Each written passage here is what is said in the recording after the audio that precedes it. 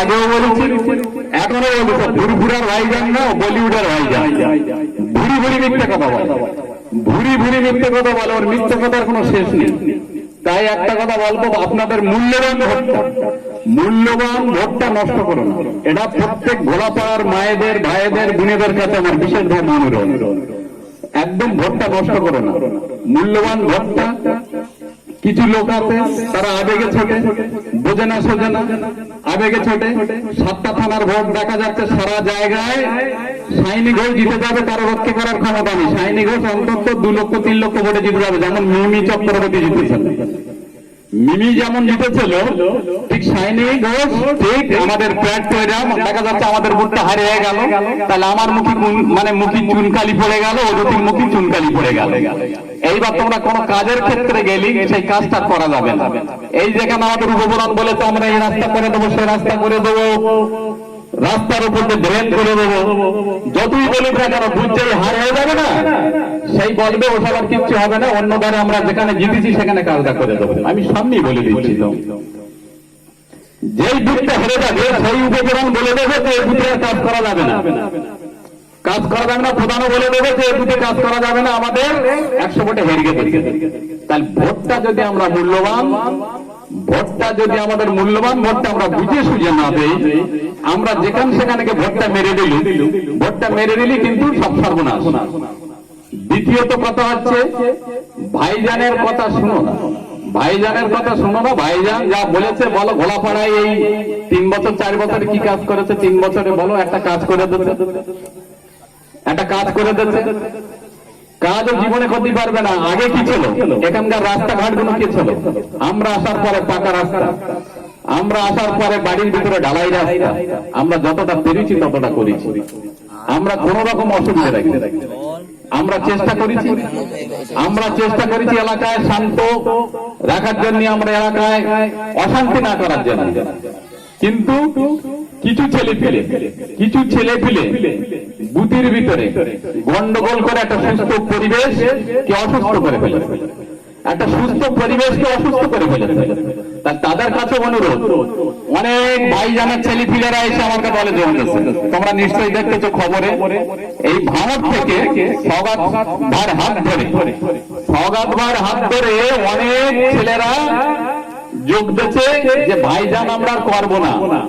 ভাইজান করে ভাইজানের বিপদের সময় দেখা পাওয়া যায় না। আরো ভাইজানের দৃশ্যগুলো তোমরা দেখো, ফুরফুরায় গিয়ে ভালো করে দেখো, যে 10 টাকা দেবে মোশাররফ করবে, তার মানে ভালো করে চাবে না। যে 50 টাকা দেবে তার ফোনও চাবে না, যে 500 টাকা দেবে তার বুকি টেনে কোলাকুলি করবে। এই হচ্ছে ভাইজান, বুঝতে পেরেছ? এই হচ্ছে ভাইজান। তাই প্রত্যেকের কাছে অনুরোধ করতেছি, আমাদের যা হওয়ার হয়ে গেছে, যা হয়েছে এই পর্যন্ত ইতি করে, আর মাত্র 1 তারিখে ভোট, 1 মে 1 তারিখে ভোট। তাই 1 তারিখে ভোট আমরা সকাল খারেন গেতে তো একটু বড় লাগবে নাকি, সকাল সকাল গিয়ে আমরা জোড়াফুলি ভোটটা, বোতামটা টিপে জোড়াফুলি ভোটটা দেবো। এটা প্রত্যেকের মাথায় রেখে দিতে হবে। জোড়াফুলি 1 জুন আমরা সকাল গিয়ে জোড়াফুলি ভোটটা আমরা দেবো। এটা প্রত্যেকের শপথ নিয়ে। মানুষ অনেক কথা বুঝবে, কিন্তু এই যে আবার একটা কথা, কি সিএ মানে বোঝো, সিএ হয়ে গেলি সিএ করে দেবে। বিজেপি সরকার যখন আসবে কেন্দ্রে সিএ করে দেবে। সিএ করে দিলে কি হবে, গরুর গোশত বন্ধ হয়ে যাবে। বুঝতে পেরেছ? সিএ যখন হবে, ভাইজানের ভোট যখনই দেবে বিজেপির হাতে শক্ত হবে, আর শক্ত হওয়া মানেই সিএটা তৈরি হয়ে যাবে। আর যেই সিএ হবে, আমরা যারা মুসলিম ভাই প্রত্যেকেই জানো তো, আমাদের গরুর মাংস খাওয়া হয়, সেটাও খাওয়া বন্ধ হয়ে যাবে। তাহলে সিএটা হলে ভালো না খারাপ, আর খামে ভোটটা দিলি বিজেপির হাতটা শক্ত হবে, এটা মাথায় রাখতে হবে। অতএব সেই রাস্তায় মাথায় রেখে দিতে হবে। দিদি যা করছে, আমাদের নেত্রী, এই যে মায়েদের 1000 করে টাকা, 1000 করে টাকা মাসে যেটা লক্ষ্মীর ভান্ডারে দিচ্ছে, বলো মাসে একটা ফ্যামিলি যদি 3 জনা থাকে 1000 টাকা যদি চাল কেনা হয় হামেশাই সেই চালটা চলে যাবে, তাহলে ডাল আর তেলটা আমরা জোগাড় করে নেবো। তাহলে সে তো আমাদের কথা ভাবছে, আগামী দিনে আরো ভাববে, আগামী দিনে আরো ভাববে। 1000 যেমন দিচ্ছে, এরা বলতেছে কি, বিজেপি বলতেছে, ভাইজান ওদের সাথে অ্যাড হয়ে বলতেছে যে আমরা ক্ষমতা এলে 1000 টাকাটা বন্ধ করে দেবো, আমরা 1000 টাকাটা বন্ধ করে দেবো, আমরা এই 1000 টাকাটা রাখবো না। মানে ক্ষমতায় আসার আগে যা প্রতিশ্রুতি দিচ্ছে, সে প্রতিশ্রুতি তো দেওয়া যেমন তেমন, যেগুলো আমরা করে বেড়াচ্ছি সেগুলো বন্ধ করার জন্য ঘুরতে, সেগুলো বন্ধ করার জন্য ঘুরে বেড়াচ্ছে। তাই প্রত্যেকের কাছে অনুরোধ, প্রত্যেকের কাছে, গোলাপাড়ার মায়েদের কাছে অনুরোধ, এই ভোটটা হচ্ছে লোকসভার ভোট। ফের বলে দিচ্ছি, এটা পঞ্চায়েতের ভোট না, এটা বিধানসভার ভোট না। অতএব যারা খাম চিহ্নে ভোট দেয়, নিজের মূল্যবান ভোটটা নষ্ট করো না, এটা প্রত্যেকের কাছে অনুরোধ। দ্বিতীয়ত কথা হচ্ছে, আমরা এখানে, আমি সেই 7/7/2008 প্রধান হয়েছি। 7/7/2008 প্রধান হওয়ার পরে প্রায় 16 বছর এখানে দায়িত্ব ছিলাম। তারপর আমাদের আবার নতুন প্রধান এসসি, সেখানে নতুন প্রধান যখন এসসি হয়েছে তখন তার আমরা প্রধান হতে পারিনি, এসসি মহিলা রিজার্ভেশন, তাহলে সেখানে আমাদের প্রধান হওয়ার কোনো জায়গা নেই।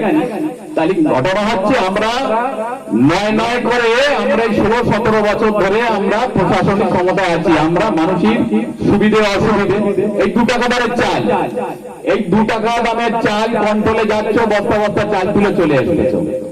এই যখন বিজেপি কেন্দ্রে চলে, মানে বিজেপি যখন চলে আসবে, ভাইজান যখন ওদের সহযোগিতা করবে, করেই যাচ্ছে, কিন্তু দেখা যাবে এই 2 টাকা দামের চালটাও বন্ধ হয়ে যাবে, এই 2 টাকা দামের চাল খাওয়াটাও বন্ধ হয়ে যাবে। ভাইজানের যখন হাতে শক্ত করবে, 2 টাকা দামের চালটা খাওয়া বন্ধ হয়ে যাবে, ভাইজানের কিচ্ছু করার ক্ষমতা থাকবে না। ওই জন্য দিদির হাতকে শক্ত করতে গেলে, দিদিকে রাজ্যে রাখতে গেলে, দিদির হাতকে শক্ত করার জন্য আমাদের জোড়া ফুল চিহ্নে ছাপ দিতে হবে, এটা প্রত্যেকের মাথায় রাখতে হবে। জোড়া ফুল চিহ্নে ছাপ দিয়ে দিদির হাতকে শক্ত করতে হবে, এটা আমাদের মাথায় রাখতে হবে। দিদির হাতকে শক্ত করার জন্য জোড়া ফুল চিহ্নে ছাপ দিতে হবে।